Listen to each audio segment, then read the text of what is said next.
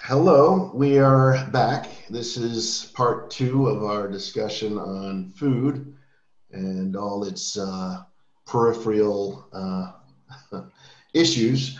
We will be discussing food culture and fads here in Iceland, uh, the new ethnic foods in and how they are received by the Icelandic people and by us foreigners alike.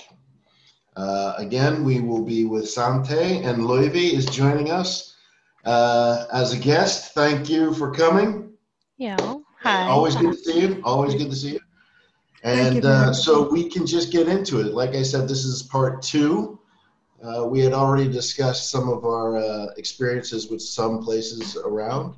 Mm-hmm. So whoever would like to continue on maybe some recent experiences or things you Well, want to we discuss. did go to Oyster in the Fellakið together.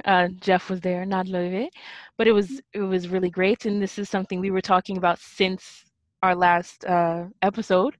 And so we finally went. I also went to Radleisten, which is the sister restaurant to Oyster in the Fellakið.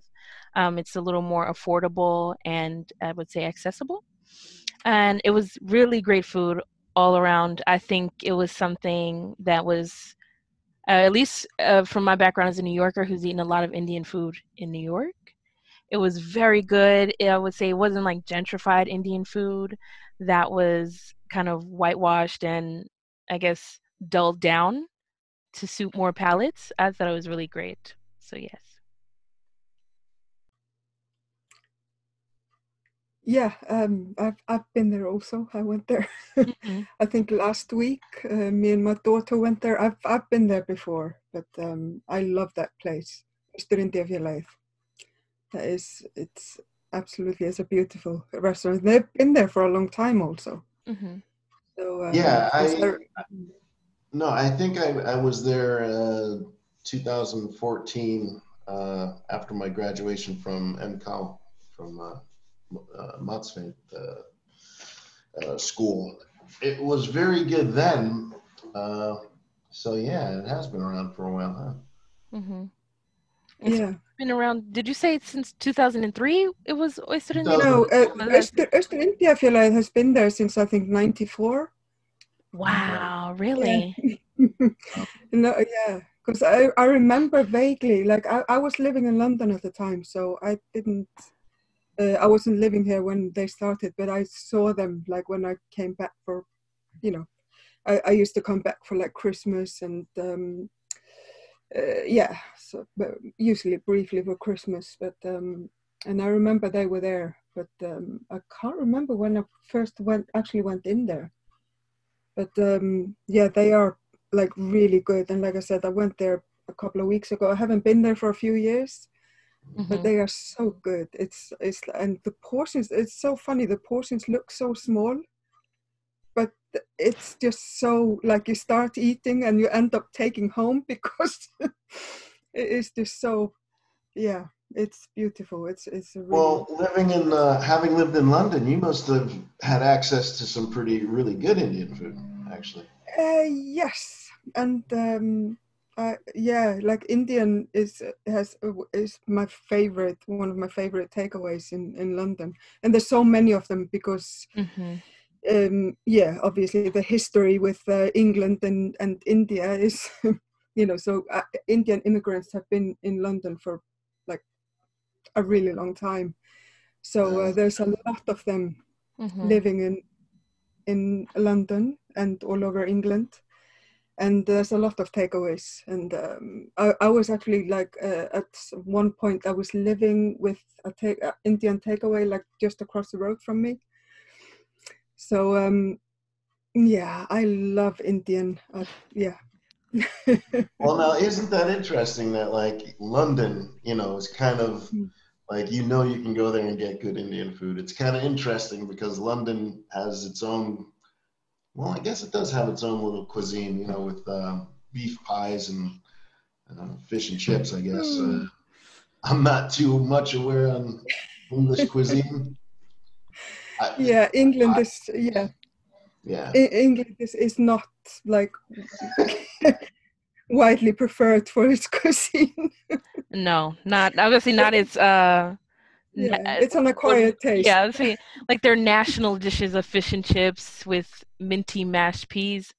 Not a fan. Yeah. And I also think, No. but in London, me and my friends had a discussion because uh I had just heard about Oyster in the Felakith, but I had been to Shalimar beforehand, and we kind of started talking about the different ranges of Indian food here, and they had both lived in London before, so there was like a wide. You get really good Indian food in London and really bad food. I mean, I guess that can almost go for anywhere, but since Iceland is so small, I feel like the really good and the really bad, there's a smaller spectrum there. There's a much smaller scale there. And Yeah. when it comes to price, that does matter. Oh yeah. Because things here are so expensive, especially when you think about all the spices that have to be brought in because none of them are grown here. Yep. These things are very expensive, and you do have to take that into account as, I guess, as a restaurateur and as someone who wants to eat at a place with good food. Yeah. My experience in Iceland with food has been interesting because when I came here in 2002, there wasn't really, not that I knew that much diversity. Nothing like, of course, the States, of course. But I came from an Italian town, a lot of Italian immigrants, a lot of delis and things of that nature. And so for the first 5 years I lived here, my mother used to send me pepperonis and cheese and things like this until they couldn't send it anymore. And even my kids grew to love like pepperoni and stuff, but I couldn't find it here for a long time. And I just remember my first job was a cook at a preschool, a lake school, and they said, well, just make something that you know. And I knew how to cook, but pretty much for myself. And I remember one of the first things I made was spaghetti and meatballs and lasagna. And I'd been taught how to make a quick sauce. My stepfather's Italian, so I mean, that's kind of like a life lesson right there. You got to learn how to make a sauce for yourself, And I used garlic, and I'll never forget that the principal came to me and said some of the parents had called her concerned that their kids had smelled the garlic. And I said, gee, I only used 2 cloves. Oh my goodness. So they weren't used to it, but the kids loved the food and just completely ate everything I made. I made everything from scratch. So and I was looking for things that I had grown up with, like zucchini and things like this, and I couldn't find them. And these things started coming later as the years moved on. And but I had a tremendous amount of respect for a lot of the chefs in Iceland and the quality of the product that they were using. I've never had fish like I've had in Iceland ever in my life. It's almost as if when I came here, I was like, this is what fish is. This is what trout is. This is what salmon is. Because the taste in the States is just, for me, in my experience, is just totally nowhere in comparison. So Iceland has a lot to offer, and especially cuisine-wise, I think. And I think it's only growing now. I think the influence of foreigners, too, has changed how some of the chefs and cooks might view their own ingredients and how to use them, which I think is great. So I think it's an interesting when culture interacts with food and how it's like, it doesn't matter. It's for most real chefs, it's like a growing thing. It's like, yes, I want more, the more difference and I can be creative with, you see. If only we were like that in society in general. But that's the big thing. You want the culture, but not the people. You want Indian food, not Indian people. You want a Harlem Shake and all these things, but you don't want Black people. That's that's a part of it. If only they liked the people as much as they liked Indian food. to say.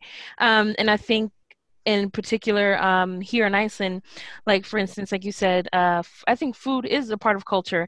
How they have gamla matur, like the old foods that I've seen, I've tasted some of it. I don't need to eat that again. I want to make that very clear. And I just say that because I know, for me, I feel it's disrespectful to try. And like I tried it once because the person I am, if I'm new to somewhere and someone offers me food, I have to try it the first time. And I won't do it again because at that point it's rude. It's rude of me what I'm doing. So I think now I would say in the new Icelandic scene, I've seen a lot of restaurants here. Like for me, what I find so interesting, being able to turn so many things into foam and putting it on food. I was so like mind blown. I was like, why do you need dill foam and mustard foam, seaweed foam? I was like, foam. Explain this to me. I mean, I think it's like interesting, but I feel like Iceland ran with that for a little bit too long, in my opinion. I think it's a trend thing also, because and I can assure you, because I've grown up in Iceland, and I don't think it's an Icelandic thing. I think it must have been like a European trend or something. This is what I thought. It's just when I saw it here in Iceland, of course, like every place started doing it. And I was like, I don't want foam on my fish. I mean, I'll try it, but I was curious as a foodie. Like, I was like, what is this going to bring? And I expected more. And I guess I was just a little disappointed because, you know, they talk it up so much, and with this foam and this burnt salt, I was like, oh, okay, this is going to be like the thing. That's what's interesting on a cook's perspective or chef's perspective is taking something you know and changing the way you experience it. And I think being open to that it can be pretty interesting. Like you know, I'm really bad with names, but there's a famous Italian chef who he puts together like popular Italian dishes, but he deconstructs them and puts them back in a way you wouldn't know. Like he'll take an apple pie and, you know, put the crust and apple on top and layer it differently, you know, so that you experience it different. It's not this, it's the same thing, but it's just the way and the textures he changes maybe. Yeah. So it's interesting. It's being open to a new way to see something different. Again, very much like life itself. I'm very interested in what you said about acceptance because, you know, I was just listening to the history of England and India, and it's pretty harsh and disturbing. And colonization usually is. Yes, of course. And, but how we kind of view the world in such borders, but people have broken those borders throughout history. It's kind of silly in a way to me. And it's like, you know, you scroll through Facebook. I'm sorry, I'm jumping, but you scroll through Facebook, and I'm scrolling through Facebook, and it's always with me, this multiculturalism, because I come from the States and I enjoy different things. And in Iceland, it's so, even just the way I interact with people for the most part is very much like this. I'm not that person. I didn't grow up to be that person. I grew up to be a person who said hello to everyone. And I find that that's not, you know, very few times do I actually interact with anyone. And it's, for me, it's a little, it distracts from my personality. Because I'm not used to going like this and walking through my life like this. But I tend to do that now because I don't want to say hi to someone and be met with like, you know, like it was the wind passing, you know. But I came across this Dance Peters thing, and I see them doing hip hop street dance. And there's like one black kid in it. And they're all very good. They are all very good. I was really impressed by what they do, but then I thought to myself, how do they interact with just different people? I mean, they seem to love what they're doing, but do you know where that came from? And do you know the people it came from? And do you embrace that? Or is it just like, I'm going to take this and I don't want anything else? Mm. I guess it depends on who's teaching them these things. Oh, definitely. You know? Because I mean, I saw this on Facebook as well, and I had the same question.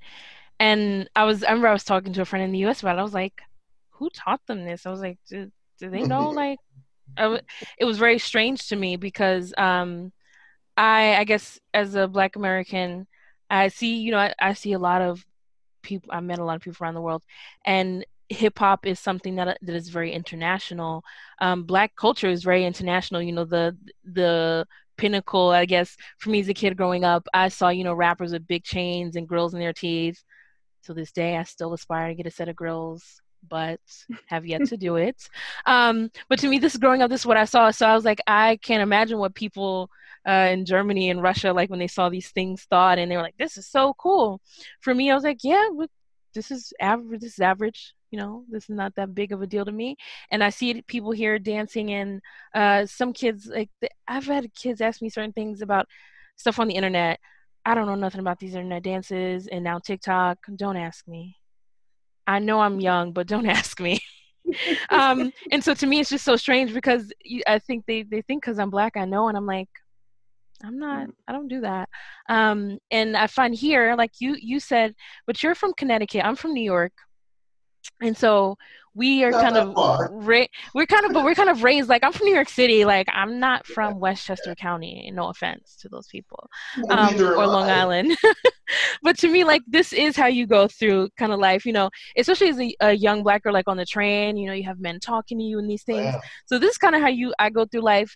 And when I'm here in Iceland, I was in Kronan the other day, and I was leaving, and someone said my name, and I was like, "Oh God, who is that?" And I was so scared to turn around because I was thinking to myself, I was like, I didn't immediately recognize the voice. And I turned around, it was my friend. And they said, "Hi." And I said, "Oh, it's you."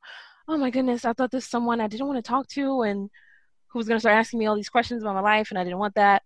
And this is not something I'm used to, like being in such a small place that even like if people see me in the newspaper, they'll like look at me and stuff.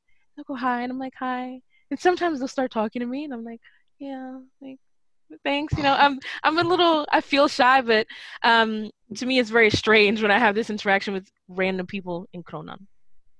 So here I think that part of the culture is, for me, that was kind of like welcoming.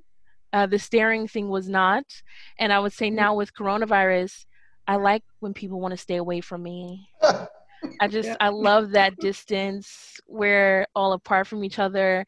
I don't quite mind the face mask because no man is telling me to smile.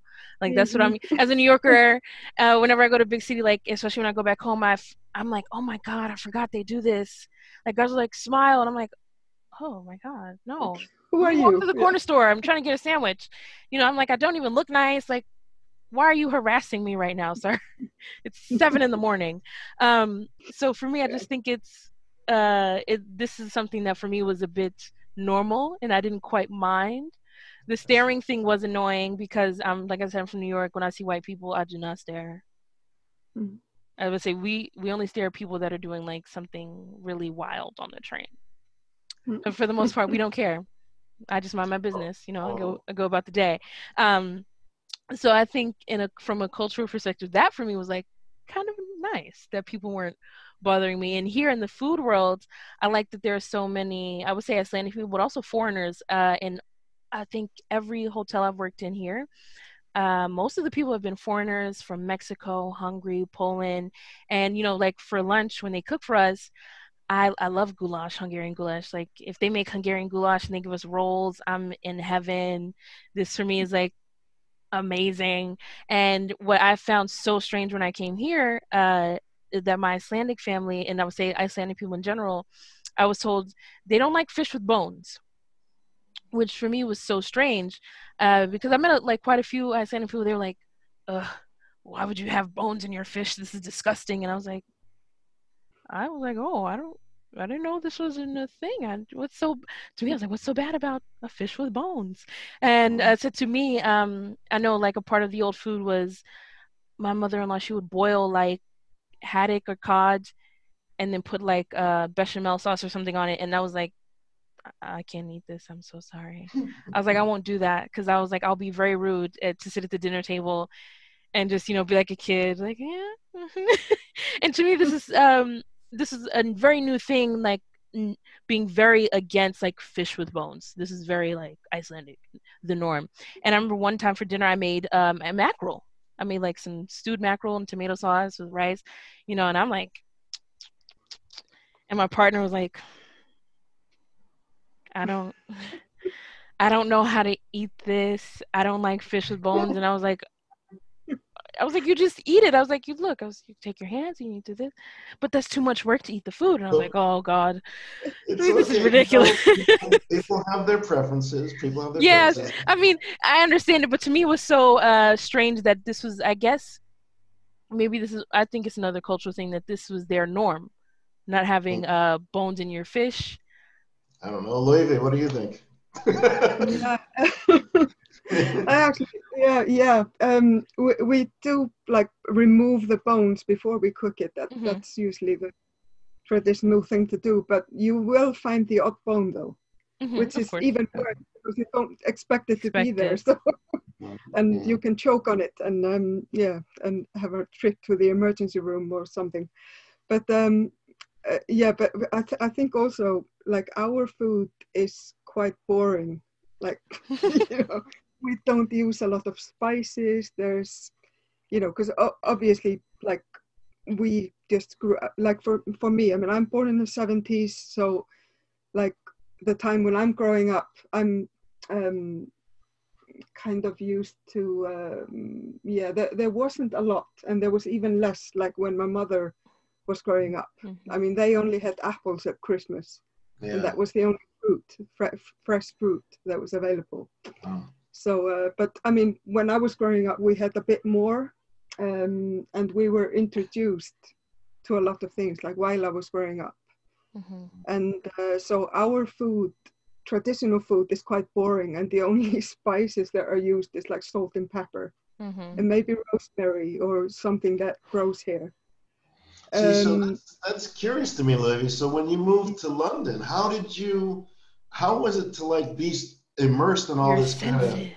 You see, I had a little jump off because I mean, I am quite culturally confused when it comes to food because like I'm initially I'm grown up with Icelandic food, and when I think of traditional Icelandic food, I think of my grandmother.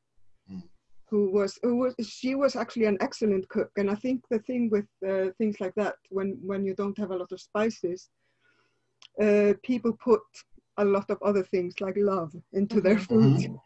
And it is actually amazing how two different people could cook the same thing and it turns out totally different. But my grandmother was like she was a really, really good cook. So when I think of Icelandic food, I kind of think of her food. But then, like my mother is not, and well, she just doesn't enjoy cooking. I'm not going to say she's a bad cook because that wouldn't right. It's just that it's not her passion. And also, she was a working single mother, so But like when I was about 9, my mother started living with a woman who was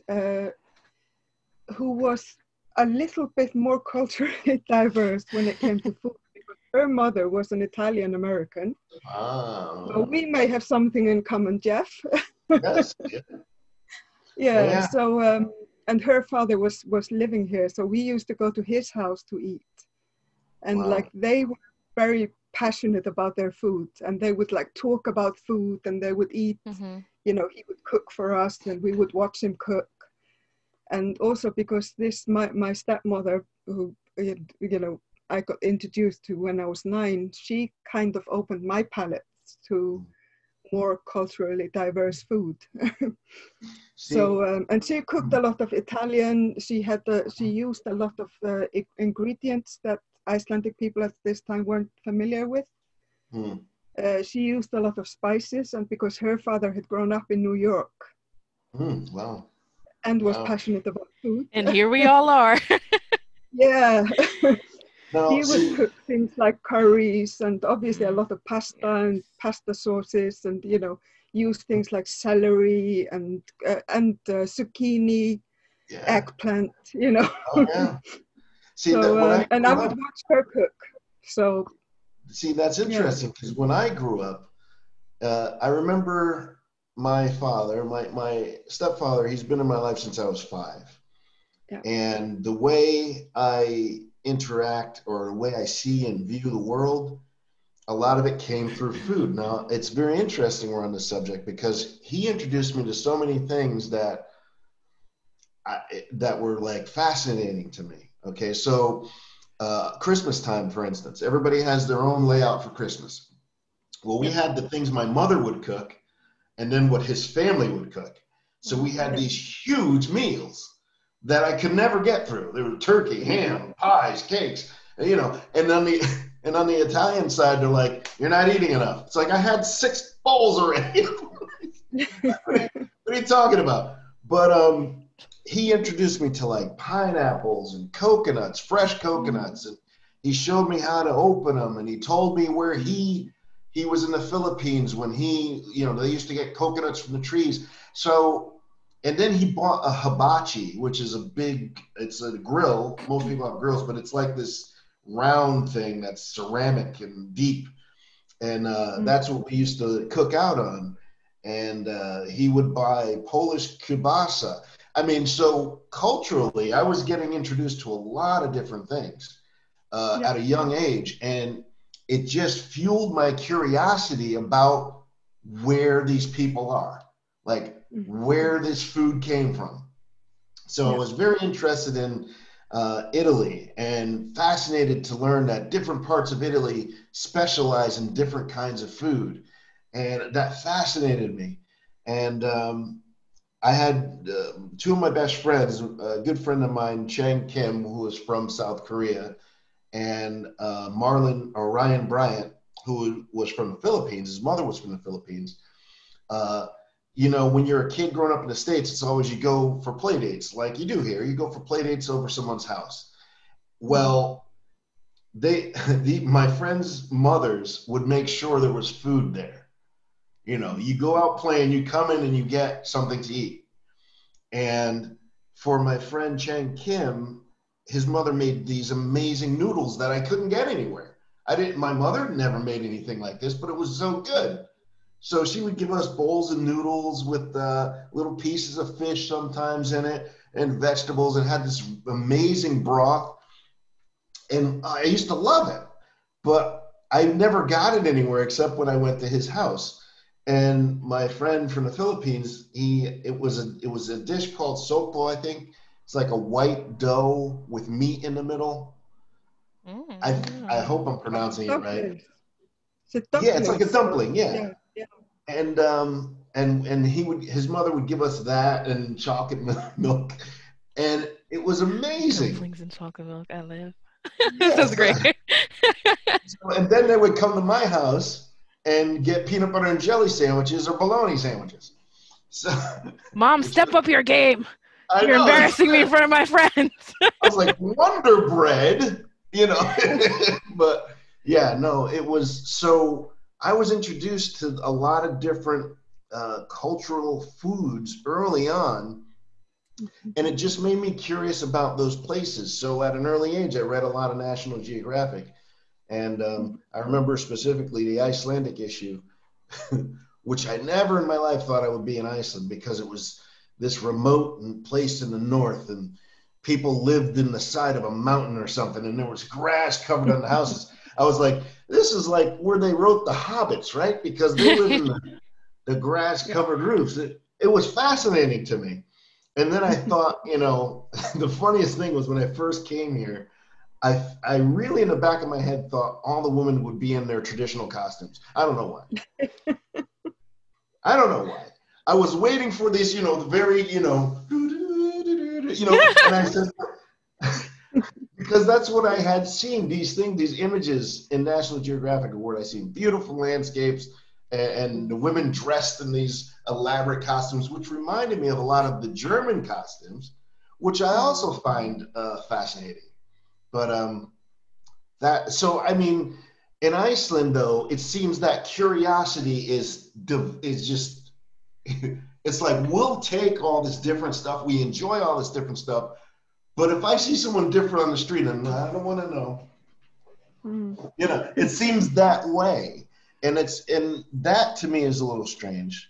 I think Because it's seen as I'm sorry to interrupt you. I think it's no, seen as no. Go ahead. you're supposed to protect Icelandic culture, and there's this. I still feel here. It's maybe not. It doesn't come across as so extreme, but it seems to me, as a foreigner, there's this sense of purity here. Is like you both have biracial or mixed race children. I don't know what your struggles are with that, but I have friends that are biracial and we talk about these things. And recently there was a few things, of course, like the sticker that was someone found on someone else's car, like black and brown people leave this town. I'm like, it's funny to me because my friend, she's Icelandic. To me, she is Icelandic. No matter how curly her hair is and tan she can get, she's Icelandic. So the fact that people will tell her to like leave this town and leave this country, I'm like, where's she gonna go? She's from the east of Iceland. Where is she going? You know, this to me it just doesn't make sense. But I think that is the problem. They don't see it. Once you have some color in your skin and some curl in your hair, you're not Icelandic. For that fact alone. And I think that's part of the problem. I would say with almost every culture, you have this standard of you're not enough because you're not Icelandic enough because you're too dark, your hair's too curly. Maybe you lived in London for 3 years of your life, so maybe your Icelandic is not as perfect as we feel it should be. This is absurd to me. But this is something that I feel like you don't understand why. For me, I think that's why we can be Icelandic and enjoy Indian food, but do not come home with an Indian baby. Yeah. Don't do that. And I mean, I don't know, but like I guess as a Black woman, and I guess also in the Black community in the U.S., like you hear these things, like if she can't use your comb, don't bring her home. Things like that, about bringing home like lighter women or also darker women because I have kinky hair. So I wonder, is there any of that same stigma here in Iceland? Because I just see it from especially the cultural view. Like there's a lot of Asian food here, and there's a lot of mixed race children here from like Thai or Vietnamese and Icelandic parents, and it's been in the news as well that they're acts of racism and hate against them, but people go to Mai Tai and Nings for food. Yeah, but I gotta say, this is really at the crux of a lot of issues, and it's like you can't hate someone if you get to know them. And I have friends who are Jewish, and my friend invited me to Sabbat, and my good friend of mine had invited me to synagogue. And if it wasn't for them, I would not know the beauty of those things. And knowing the beauty of those things, that life, their culture, when I go through history, then I can have a deeper understanding, empathy, and just humanity approaching it. As opposed to if it was something I don't know anyone, I've never connected, I only know this kind of superficial thing. And it always, in the back of my head, I always think like 9/11. And I think about, they were talking about the terrorists were on a plane and blah, blah, blah. And I'm thinking, did anybody ever talk to them? That's just my thing. Or was it just, let's not just talk to them. In the States, you can tell if someone's there or not by just saying hello. If you don't say hello, or if someone says hello to you, or something, maybe you can explain this better to me. If you say hello to someone with a smile, and they almost ignore you, Is that a good thing for you? Or is it something that you're going to be like, okay, I'm not taking my eyes off this person. Something may be wrong. It depends, I guess, on the situation you're in. For example, if I'm in bonus and someone did this to me, I probably wouldn't care too much. If I'm in like in my workplace, because I worked in hotels, and this happened, yeah, I'm like, okay, what's going on? Like, what is it? That's my thought. What is it today? Um, I sometimes I start to talk to them, and then I find out the situation. I'm like, oh, okay, this is what's happening. Maybe I can help, maybe I cannot. It is what it is at this point. But I think it depends on the setting. Like, for example, on a plane, I think I mentioned it before, I was on a plane to Paris. And I get to my seat and I saw the guy, he had the window seat and he was like this older Icelandic man, or I just knew he was white. And so I was like, I don't know what kind of person he's going to be. So I smiled, said hi, sat down. And he looked a little nervous, and he had something in his lap. So I started asking him about the paper he was reading, and I saw he made some notes.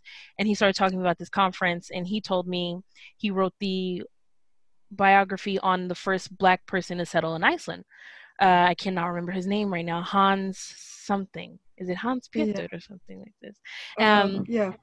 And so I was so surprised because I was worried about how he was going to receive me, and if I was like, am I going to be too friendly for him? And he's like, please leave me alone.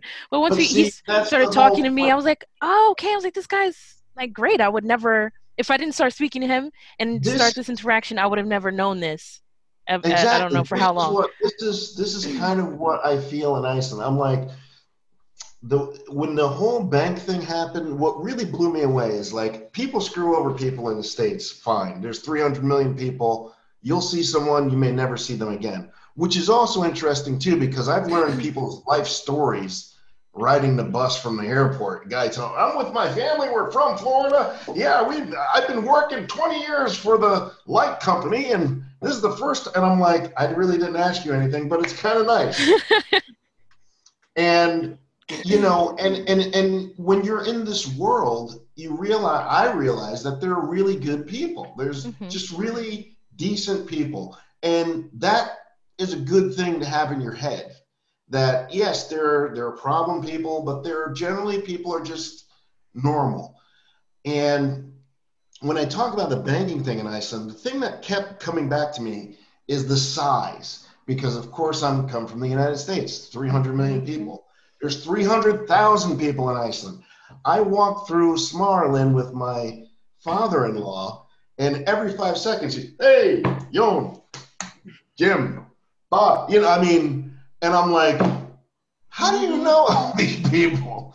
Absolutely. But the thing is you, like I said, you can hurt someone if you don't know them. It's easier to be mean. It's easier to dismiss not having any kind of connection. And I think in Iceland, culturally, it's a disservice to really the heart of generally people to not embrace people. There's 300,000 people here. That's my town. you know, and I think like bankers who did their crazy things and crashed the economy. I'm like, look, if I was 7 degrees away from being related to someone and I did that in the States, I would never hear the end of it. I'm sure they still don't hear the end of it, but I wonder. like, it seems to me like, how could you do that when you are that close to people? And the answer came to me, nobody talks to anybody. Nobody knows anybody. It's me, my friends, and my family.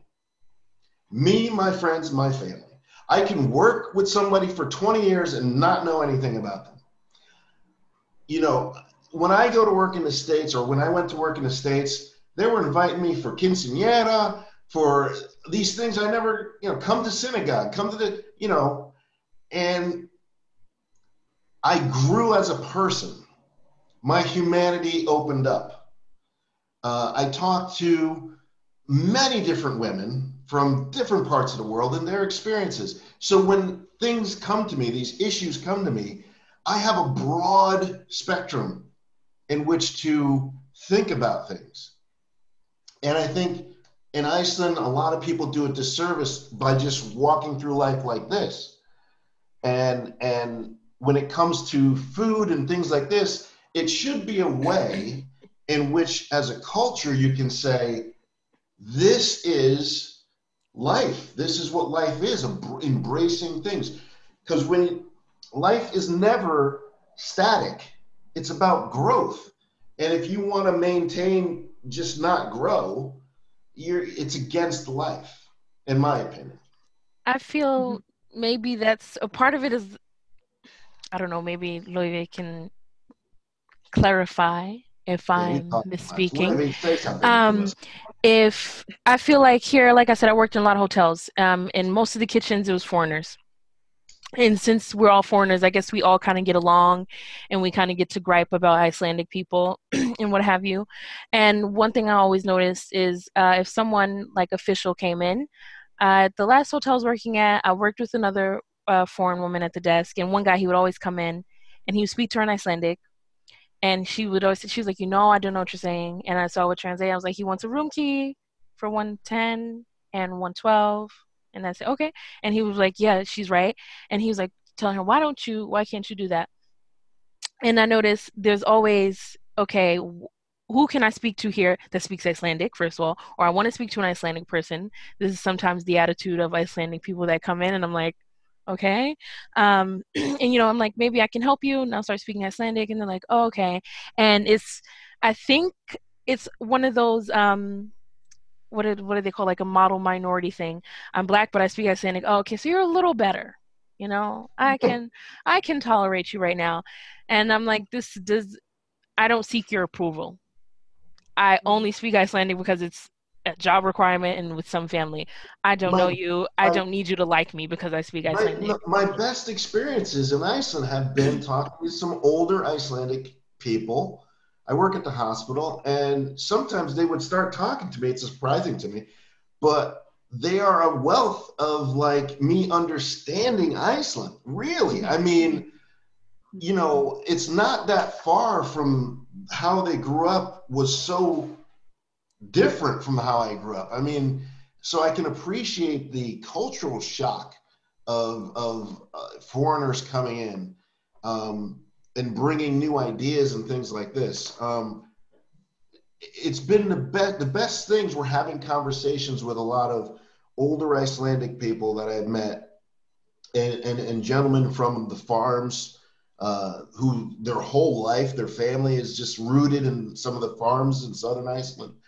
And it's been, that to me is what makes me better being a resident, being a citizen in Iceland, knowing the people and understanding a little bit. But when people seem to want to avoid, listen, in order for a person to be happy, they have to feel like they contribute, that they are valued, and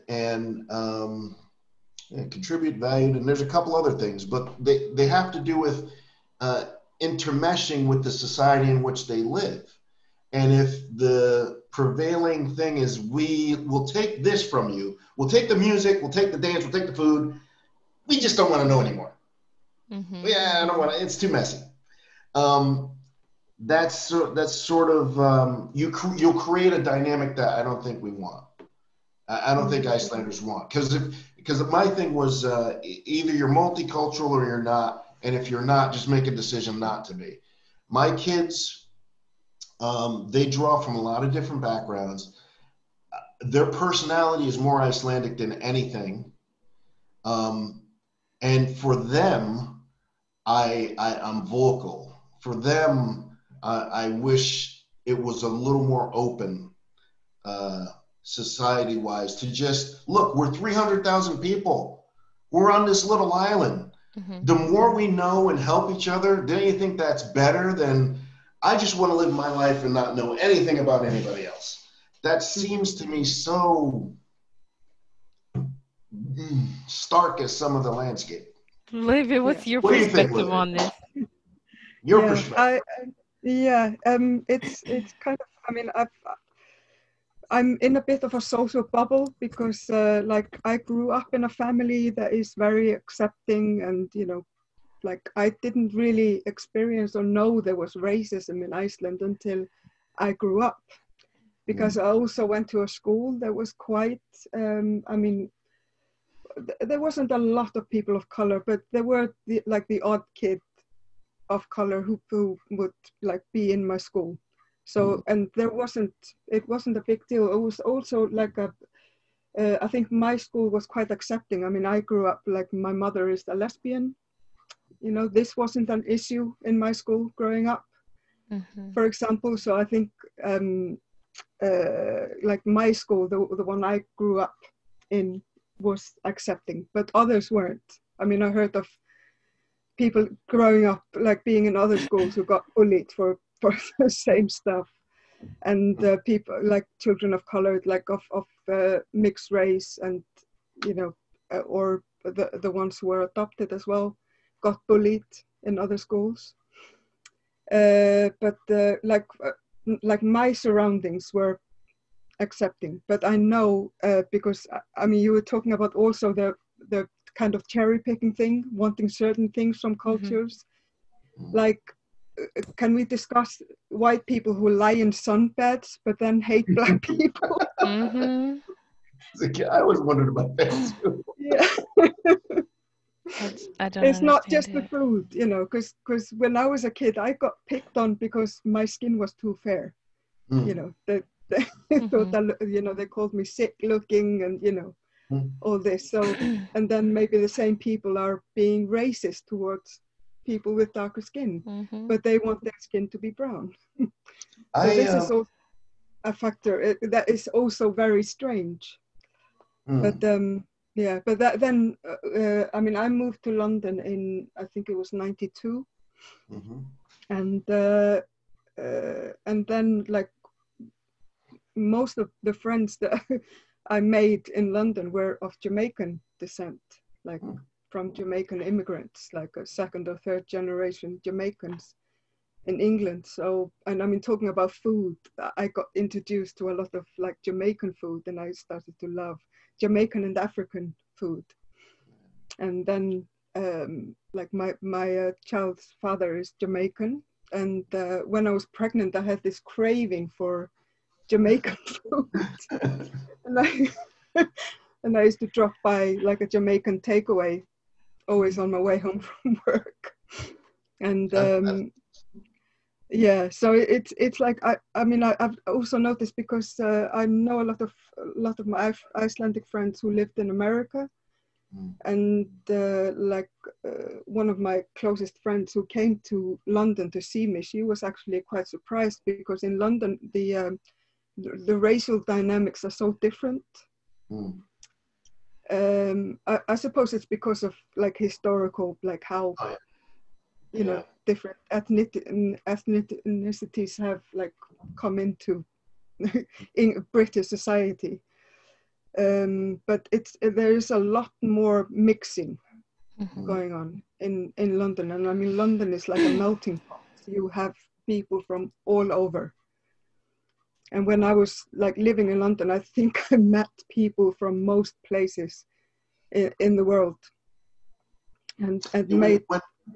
We've all seemed to have experience with multicultural encounters and family and things. And I think,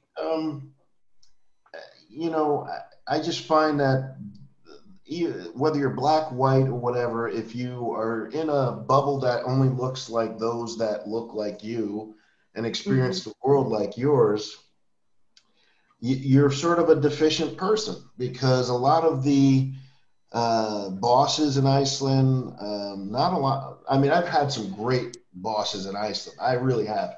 And I've been able to talk to them openly and freely, and I've developed some good relationships, and I can only be honest. I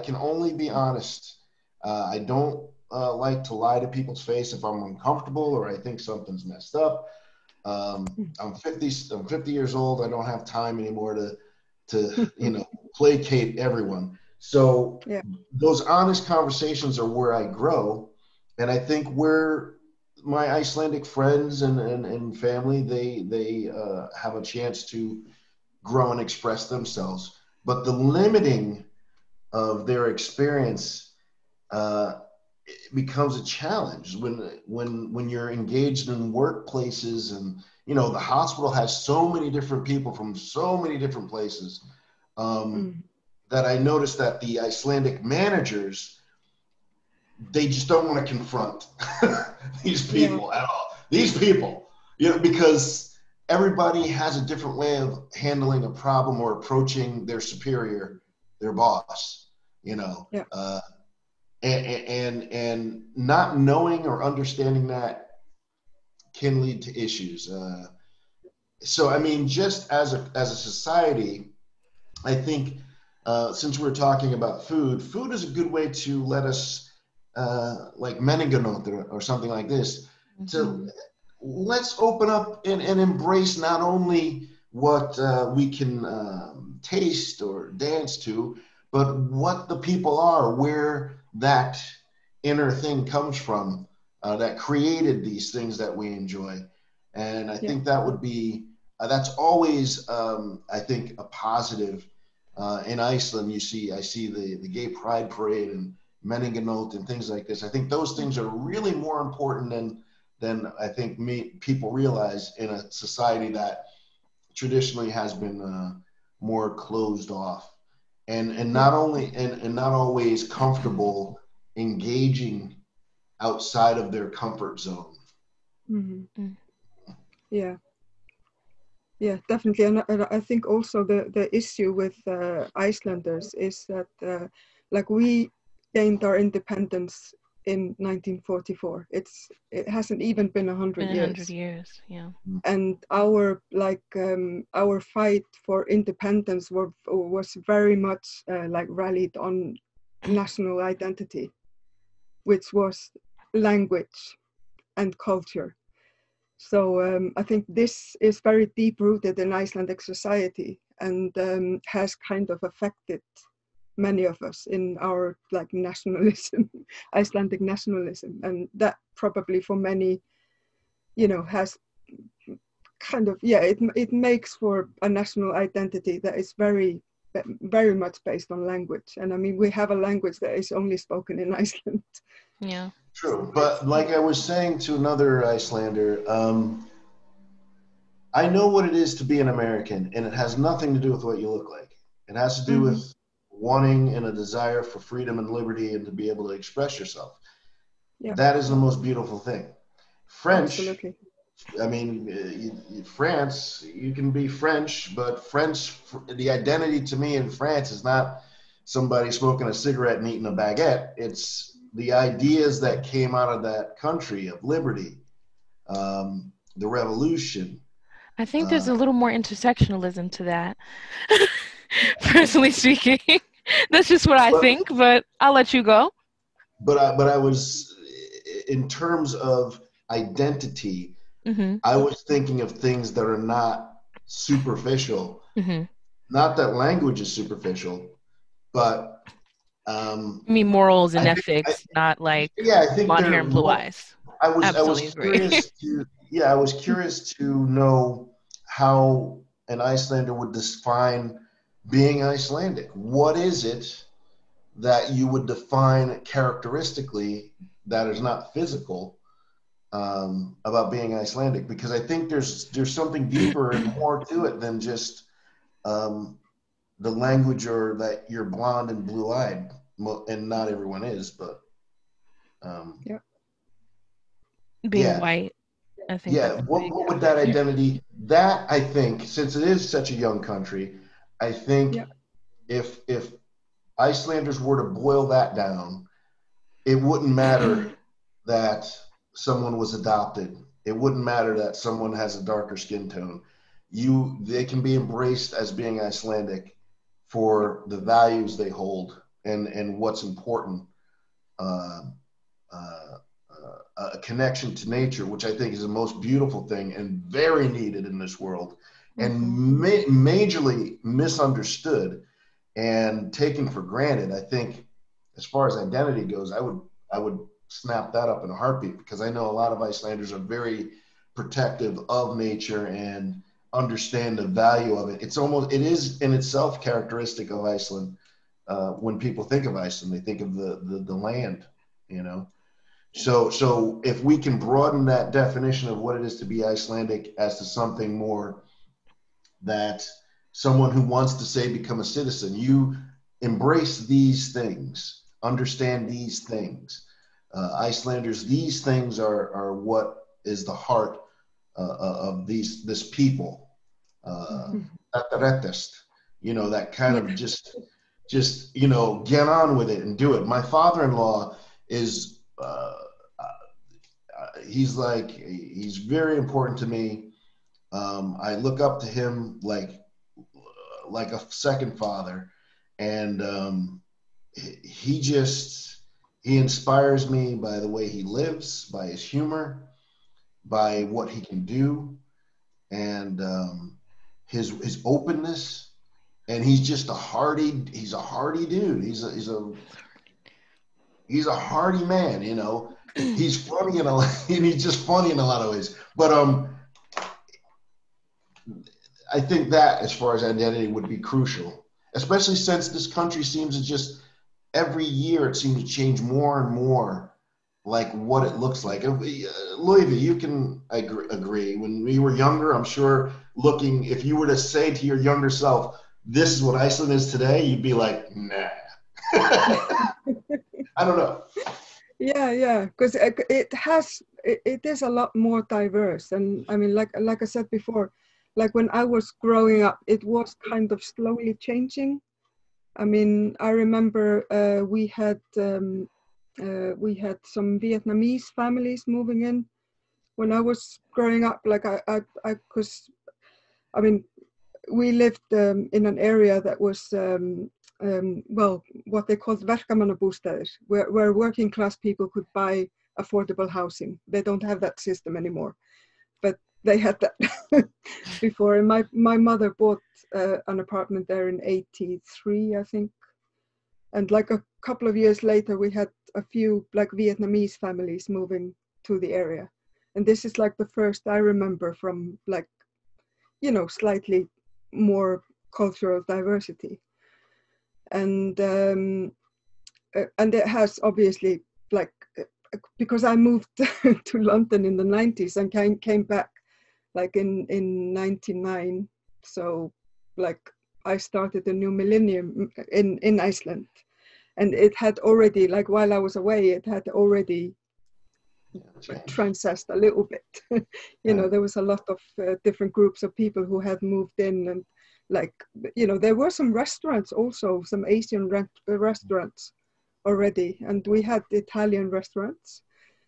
And so I remember it kind of has been, you know, and I love the multiculturalism, and I love the I mean, I loved living in London because I felt really comfortable in like a community that was so diverse. You would walk out in the street and just see every kind of people Every person there is under the sun. You know, you would see every race just, you know, walking, doing their business, you know. So and to me that's comfortable. I feel comfortable in that surrounding. So for me now that's it. To be comfortable.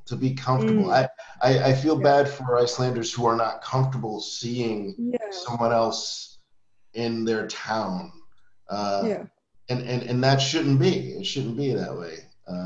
And I also experienced that, like when I brought my child, because she is born in London, so I was 21. I was very young when I had her, and what surprised me the most, because I had been living in London with the, you know, all kinds of different people, and we came to Iceland for Christmas. She's born in November, and we came for Christmas, and I had my tiny child, looking like a child myself. And I remember getting the question like, "Oh, where did you get her from?" Oh, girl. Excuse me. Like, excuse me. like I had just bought her from somewhere, Yeah. you know. And I thought, and this was a complete stranger just in a supermarket or something, like, oh, where did you get The her from? Like, he audacity. thought she was beautiful, and, you know, so it was all like positive from their side. But for me as a young mother, you know, with a new baby, this was not a comfortable question. I can imagine. Having to explain, you Yeah. know. I got her from me. Yeah, it was. I see like an evolution somewhat in Iceland, like in regards to things like that. Like I have, for Yeah. instance, multiracial children. I think like you, especially for someone, I would say, I know you were not the first person, but for No, like nowadays, like I would be much less nervous if I had a baby and like, back then I'd be like, I guess, really nervous to bring my kid home because I'd think of the questions, what are people going to say, what are they going to do? So I feel like you guys are all bit pioneers, you know? I mean, granted, I think having a baby is a bold choice no matter where you are. But I feel like, you know, bringing back your biracial child to Iceland or having them here, that's a major thing. And those are small steps, you know, to changing Icelandic society. And what I find so interesting about that is that sometimes there's still, I feel like maybe it's becoming part of the norm to see like these things. Like this is why representation is so important. Like, you know, we see Black or multiracial Icelandic artists, and I'm like, this is great because there are so many young Black Icelandic kids who don't see themselves on billboards, like for certain companies that I will not name in this video. And they don't see themselves, and I think, wow, I mean, I'm from the US, so I mean, I've seen, at the very least, I've seen freaking BET. You know, people that look like me, that talk like me, that grew up in this, you know, same place as me, and they also look like me. Not these very unrealistic situations, like of only white people in New York. That would just be weird for me. Yeah. So I can't imagine what it's like for young Black Icelandic kids to see all these movies and TV shows, and there's like no one that looks like them. I think the only Icelandic thing that I've seen with, I don't even know if she's Black, but it was a show that I was in, and so I was watching it, and I was like, oh, I was like, I've seen her before on Facebook. I was like, I think she's mixed. She was the only person on the show that I was like, that was it. I was like, out of all the people that I know on this island that is, you know, that act, even extras of color, I was like, that was the whole show. Yeah. You know, I was like, really? Okay. So I think this is one of those things where I feel like they try, maybe it's a media thing. Things are becoming, I call it like, you know, Icelandicized, like whitewashed. For instance, and speaking of food, there is I don't remember the name of this company. Also will not say their name. I often scroll through Facebook and I see some of their videos, and I started to watch it just to horrify myself because I'm like, what are you doing? This no. I'm like, is this like a traditional Icelandic thing that I don't know about? And of course it's not, because no one in their right mind would take like an entire bottle of chili garlic sauce and an entire bottle of like cream cheese. And I'm like, are you gonna serve this to someone? Like some of the things that they make on this little channel, I'm like, I remember in a Facebook group someone shared something because it looked so ridiculous. And you cannot tell me a chef made this. Like it looked like something you'd make as a teenager as an after school snack, and they put this on Facebook, and we were all just having a riot because all these people from different cultures were like, who's gonna eat that? And oh, this is disgusting, and why did they do that? I was like, okay, so I'm not the only one who's horrified. Like people from around the world are like, don't do this to yourself. So what is happening in Iceland? I think what we're hitting on, and I guess we'll wrap it up, is that having these interactions are important, and maybe even expanded in some way.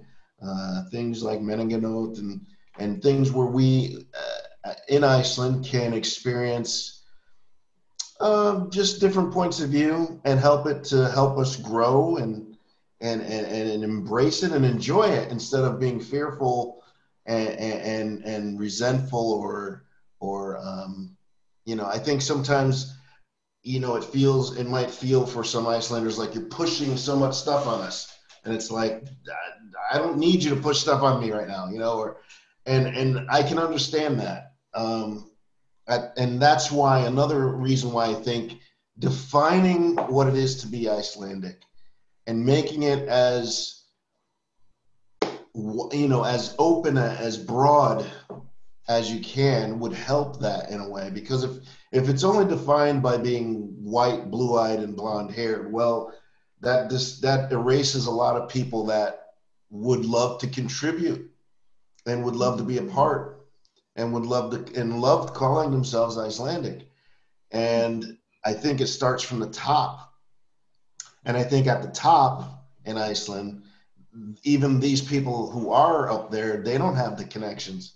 So it's not as important, or it doesn't seem to be as an important thing. But the one thing, if you are educated enough to know, is the United States didn't become a powerhouse because it was only white men. It was because it took many different immigrants, a slave culture, to create what is America. And genocide. And a genocide. Don't let that one But slip. I mean, if it wasn't for our Native Americans, we would have lost part of the war in the Pacific. African Americans have fought in every war and have contributed. The Red Tails were some of the fiercest fighters in World War II. Not to distract from all the other contributions, Black, white, Latin, whatever. But that's what made America great, in my opinion. And most of the countries in the world have become great, not by being isolated, whether for better or for worse. A lot of them got where they got by being in other places. We could have a lot to say about that, but the fact of the matter is, if we're talking intelligently, colonization is what made England what England is, France what France is, Germany what Germany is. It wasn't homogenous. And so if Iceland wants to move forward in a progressive way, do not make the same mistake that many of these countries made by saying, all right, we don't want to have anything to do with anyone. That's just not really a smart answer in a world economy that we live. So as we enjoy all these little things as far as dance, music, food, I hope to see Icelanders in general open up to the idea of what it is to be Icelandic and embrace those that are here that want to contribute and want to become a part of what it is to be Iceland. Final thoughts? And also, if I may add, it's traditional for Icelanders to travel, because we're an island and we can't really go anywhere. So it's it's traditional for us also to travel and for other people to come. We're also a settler community. So, we are still coming in, not all of us are here yet. Good point. So, yeah. No, I was going to say, I was just thinking Iceland is way too small to colonize anybody. So that's my take on that. That's the bright side. I wasn't promoting colonization. But I think, because I have a feeling that some Icelandic people think, they're like trying to colonize us because they suggested Indian food or Thai food. No, it tastes good. Like, go and talk to some of these people and how they started their business here in Iceland and what Iceland means to them. I think that, to me, could be a starting point. Like you said, having these conversations. Go eat at the Thai place. Yeah. Go talk to the waiter. Yeah. Talk to the people. Ask them about the spices. Mm-hmm. Oh, yeah. Ask them about their lives, where they come from, Exactly. Read. Google. Yeah. Google. You love the internet. Well, thank you guys. We have internet now. So when I was growing up, we didn't have internet. So this is true. Oh, Lord. How we do. So we just had the library. Again, Loive, thanks for joining us. I mean, I think we it's nice to have different opinions from our usual three. I do miss Thanks for Dory having though. me. Yeah, miss we Dory. do. Shout out to Dory, wherever you are. So, Wish you were here.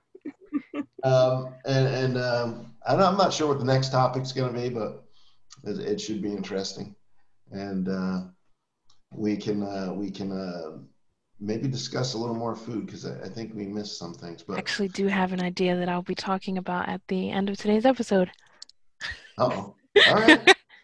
Well, I'll let you lead us on, and thank you from me. Yeah, and thank you for joining us again.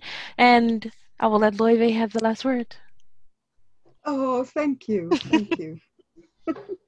I just want to thank you for having me. And I love your show. I watch it all the time. And yeah, I'm just so glad to be here and be a part of the discussion. So thank you. Very cool. All right. Thank you.